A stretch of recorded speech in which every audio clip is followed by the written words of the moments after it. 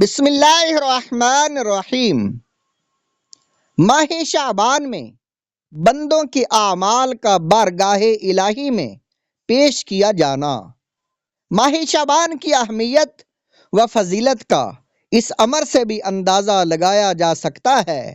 کہ اس مہینے میں بندوں کے اعمال اللہ تعالیٰ کے حضور پیش کیے جاتے ہیں۔ حضرت اسامہ بن زید رضی اللہ تعالی عنہ نے بیان کیا کہ میں نے حضور نبی اکرم صلی اللہ تعالی علیہ وآلہ وسلم کی خدمت اقدس میں عرض کیا، یا رسول اللہ صلی اللہ تعالی علیہ وآلہ وسلم، میں آپ کو سب مہینوں سے زیادہ شعبان المعظم کے مہینے میں روزے رکھتے دیکھتا ہوں، اس کی کیا وجہ ہے؟ آپ صلی اللہ تعالی علیہ وآلہ وسلم نے فرمایا، ذالک شہر یغفل الناس عنہ بین رجب و رمضان وہو شہر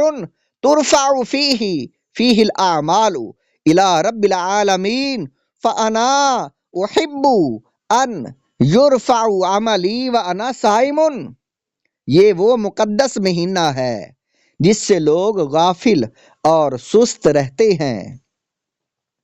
رجب اور رمضان المبارک کے درمیان یہ وہ مہینہ ہے جس میں بندوں کے اعمال رب العالمین کی بارگاہ میں پیش کیے جاتے ہیں، لہٰذا میں چاہتا ہوں کہ میرے اعمال اس حال میں اٹھائے جائیں کہ میں روزہ سے ہوں۔ اس حدیث مبارکہ میں خود حضور نبی اکرم صلی اللہ تعالی علیہ وآلہ وسلم نے اس ماہ کی فضیلت کا ایک راز یہ بتا دیا کہ شعبان میں ہمارے اعمال اللہ تعالیٰ کی بارگاہ میں پیش کیے جاتے ہیں۔ جو شخص اس مہینے میں جتنے زیادہ اعمال صالحہ بجا لاتا ہے، زیادہ عبادات کرتا ہے، روزے رکھتا ہے، صدقات و خیرات کرتا ہے، اسے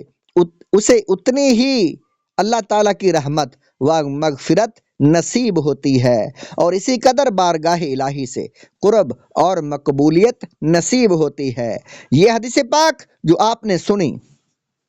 یہ حدیث سنن نسائی کی ہے، کتاب الصیام، باب صوم النبی، اور حدیث نمبر ہے 2375 نمبر حدیث ہے، اور مسند احمد میں بھی یہ حدیث ہے۔ ماہ شعبان میں زندگی و موت اور اہم امور حیات کے فیصلے کیے جانا۔ ماہ شعبان میں انسان کی زندگی کے بارے میں اہم فیصلے کیے جاتے ہیں، اور اس ماہ میں زندوں اور مرنے والوں کی فرشتیں تیار کر لی جاتی ہیں۔ اس بارے میں حدیث ہے، حضرت ابو ہریرہ اور حضرت ام المومنین حضرت عائشہ صدیقہ رضی اللہ تعالی عنہا سے روایت کرتے ہیں، ان النبی کان یصوم شعبان کلہ قالت قلت یا رسول اللہ احب الشہور الیک ان تصومہ شعبان قال ان اللہ یکتب علی کل نفس میتۃ تلک السنۃ فاحب ان یاتینی اجلی وانا صائم۔ حضور نبی اکرم صلی اللہ تعالی علیہ وآلہ وسلم پورا ماہ شعبان روزے رکھتے۔ حضرت عائشہ صدیقہ رضی اللہ تعالیٰ عنہ فرماتی ہیں کہ میں نے عرض کیا، یا رسول اللہ صلی اللہ تعالی علیہ وآلہ وسلم، سارے مہینے سے زیادہ روزے رکھنے کے اعتبار سے رمضان کے بعد آپ کو ماہ شعبان اتنا پسند کیوں ہے؟ آپ صلی اللہ تعالی علیہ وآلہ وسلم نے فرمایا، بے شک اللہ تعالیٰ اس ماہ میں اس سال مرنے والے تمام لوگوں کے نام لکھ دیتا ہے، پس میں پسند کرتا ہوں کہ جب میری اجل لکھی جائے تو میں روزے سے ہوں۔ امام حیثمی فرماتے ہیں، میں کہتا ہوں صحیح بخاری میں اس حدیث کے اطراف بیان ہوئے ہیں، اسے امام ابو یعلا نے مسلم بن خالد زنجی سے روایت کیا ہے، اس کے بارے میں کلام ہے، اسے سکہ کہا گیا ہے۔ حضرت ابو ہریرہ رضی اللہ تعالیٰ عنہ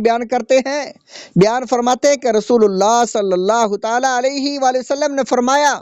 تقطع الاجال من شعبان الی شعبان حتی ان الرجل لینکح ویولد لہ وقد خرج اسمہ فی الموتى۔ ایک شعبان سے دوسرے شعبان تک انسان کے فوت ہونے کا وقت لکھ دیا جاتا ہے۔ انسان نکاح کرتا ہے، اس کے ہاں اولاد پیدا ہوتی ہے، حالانکہ اس کا نام مردوں کی فہرست میں درج کیا جا چکا ہوتا ہے۔ یہ حدیث پاک حضرت عائشہ صدیقہ رضی اللہ تعالیٰ عنہ بیان فرماتی ہیں، لم یکن رسول اللہ صلی اللہ تعالیٰ علیہ وآلہ وسلم فی شہر اکثر سیاما منہ فی شعبان لأنہ ینساخ فیہ ارواح الاحیاء فی الاموات حتی ان الرجل یتزوج وقد رفع اسمہ فی من یموت وان الرجل لا یحج وقد رفع اسمہ فی من یموت۔ رسول اللہ صلی اللہ علیہ وسلم شعبان کے علاوہ کسی مہینے میں اتنی کثرت سے نفلی روزے نہیں رکھتے تھے، اس لیے کہ اس مہینے میں زندوں کے نام مردوں میں لکھ دیے جاتے ہیں، یہاں تک کہ ایک شخص شادی کرتا ہے جبکہ اس کا نام مردوں میں درج کر دیا جاتا ہے، اور ایک شخص حج کرتا ہے جبکہ اس کا نام مردوں کی فہرست میں درج کر دیا جاتا ہے۔ یہ احادیث پاک جو آپ نے سنی، یہ سنن بہقی کی، اور اس کو امام طبری نے جامع البیان میں اور امام دیلمی نے مسند الفردوس میں اور کنز العمال میں یہ تمام احادیث موجود ہیں۔